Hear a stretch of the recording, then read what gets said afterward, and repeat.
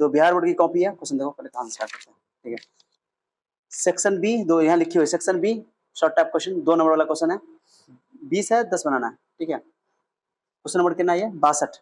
62 बोल रहा है हम वाहनों में उत्तल दर्पण को पश्च दृश्य दर्पण के रूप में वरीयता क्यों देते हैं? ओके चलो रीजन का लिखो। उत्तल दर्पण को पश्च दृश्य दर्पण के रूप में वरीयता देते हैं क्योंकि इसमें बने प्रतिबिंब सदैव आभासी होते हैं। पॉइंट वाइज बना के लिखिए।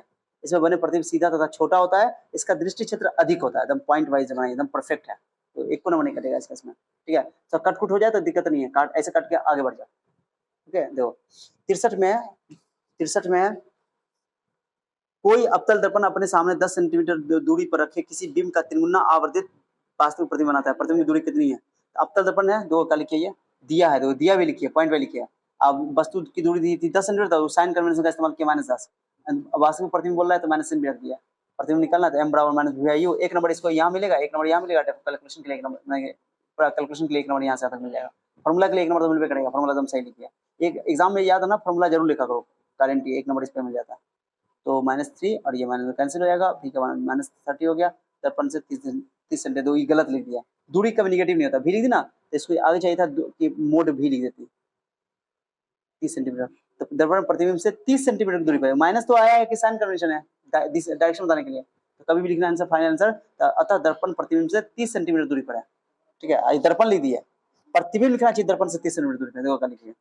फिर भी इसको नंबर मिलेगा क्योंकि सब कुछ इसका सही है, कैलकुलेशन सब सही है। 65 में क्या है? 65 दिखाता हूँ। हीरे का अपवर्तनांक 2.42 है, इस कथन का क्या अभिप्राय है? हीरा का अपवर्तनांक 2.42 है, यह अधिक मान का अधिक अपवर्तनांक है।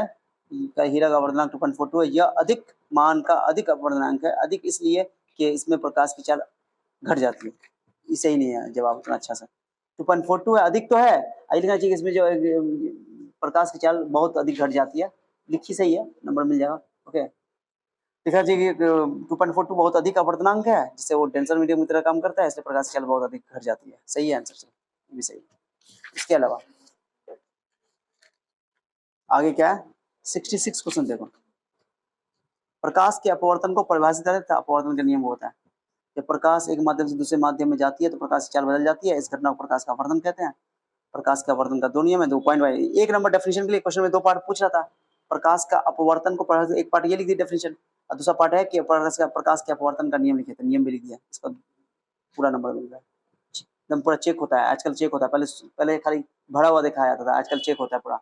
पहले भी टीचर लोग अच्छा से चेक करते थे, लेकिन कुछ टीचर सब डंडन डंडन भगा दिए भाई, चिंट भाग डम डम करके, ठीक है। 70 में क्या है?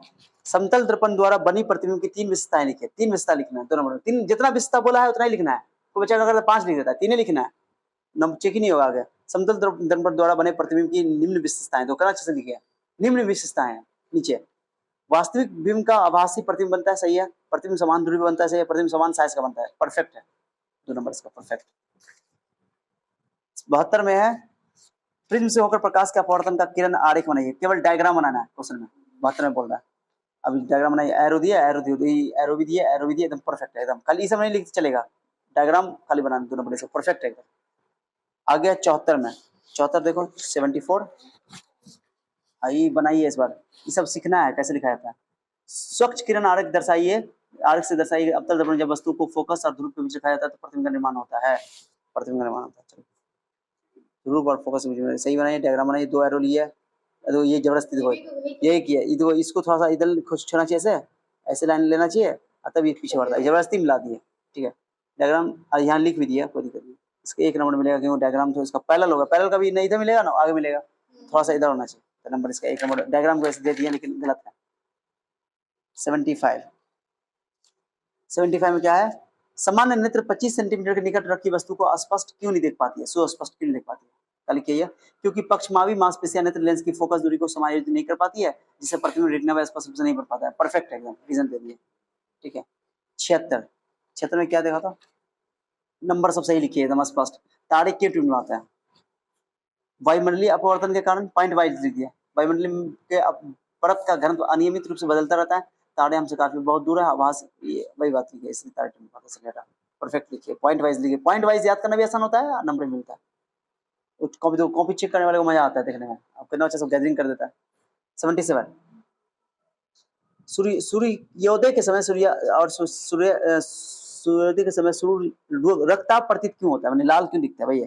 चलो, लाल रंग का तरंग अधिक होता है, वह कम प्रकीर्णित होता है, जिससे लाल रंग का प्रकाश हमारे नेत्र तक अधिक मात्रा में प्रवेश करता है, इसलिए सूर्योदय एकदम परफेक्ट है, परफेक्ट। अब 5 नंबर का देखते हैं। 5 नंबर क्या है? 82 में भाई, आयताकार कांच के स्लैब से प्रकाश के अपवर्तन को स्वच्छ किरण आरेख से साथ समझाइए, साथ ही प्रकाश पार्श्व विस्थापन को परिभाषित कीजिए।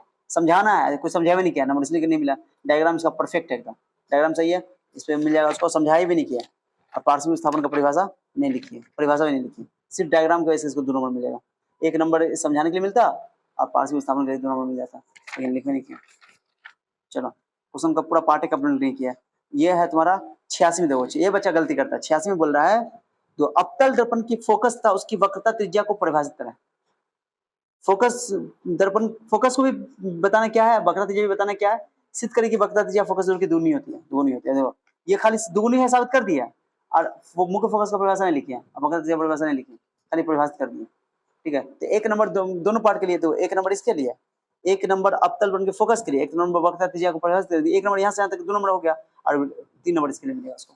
तो 2 नंबर छोड़ ही दिया, तो इसको केवल 3 नंबर मिलेगा। अधूरा बनाइए, इनकम्प्लीट है। अब देखो, अब मानव नेत्र में देखो, मानव नेत्र में देखो, मानव नेत्र, मानव आंख का एक स्वच्छ नामांकित चित्र बनाइए तथा इसकी संरचना एवं क्रियाविधि समझाइए। देखो यहाँ कैसे नंबर करता है, देखो यहाँ चित्र बनाना है और उसका संरचना एवं क्रियाविधि समझाना है। अब देखो तुम लोग कहाँ गलती किया सर, देखो देखो ना, चित्र बनाइए चित्र, देखो ना चित्र बनाइए, परफेक्ट है। इसको 2 नंबर इसमें मिलेगा और उसका संरचना दो का लिखा हुआ है। मानव नेत्र का क्वेश्चन में है कि चित्र का क्या क्वेश्चन का है, संरचना और क्रियाविधि। संरचना यानी कि क्या क्या होता है, भाग सबका नाम है। मानव शरीर का मूल्यवान अंग है, ये 5 ज्ञान में से 1 ज्ञानेंद्रिय, ये सब न भी लिखते चलता है, क्योंकि यहाँ खाली मानव नेत्र के बारे में लिख दिया, चलेगा। चलो, मानव नेत्र का व्यास इतना होता है, ये हमारे चारों ओर 5 रंग बिरंगे देखने योग्य बनाता है, सही है।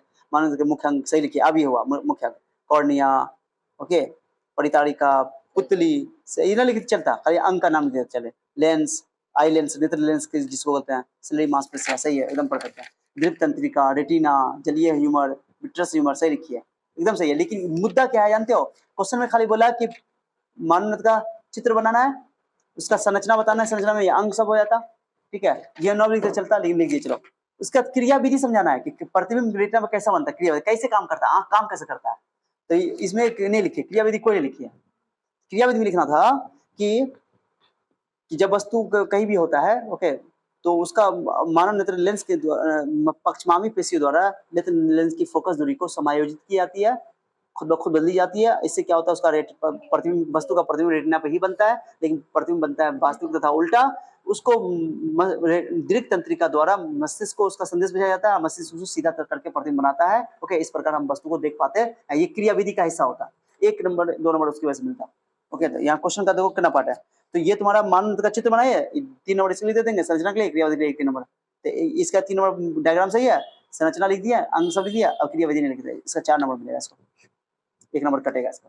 क्वेश्चन में एक्स्ट्रा भरना मकसद नहीं कितना भरना है, ये तो एक यूजलेस है, ऐसा ही लिख दिया तुम मानव नेत्र के सम्मान में। तो चलो क्या है, मानव एक्सप्लेन कर दियो, इससे पूछा भी नहीं एक्सप्लेन करने, लेकिन संरचना को नहीं लिखा। ओके, तो इसका नंबर देखते हैं आप, करना है, काउंट करते देखो, 2 2 4 2 6, भी गिनना है कि दोनों वाला 10 सेट बनाना है, गिन के देखते हैं। तो 1 2 3 4 5 6 7 8 9 10, 2 ये वो एक्स्ट्रा 5 नंबर है, ऐसा इसमें ठीक सही बनाइए।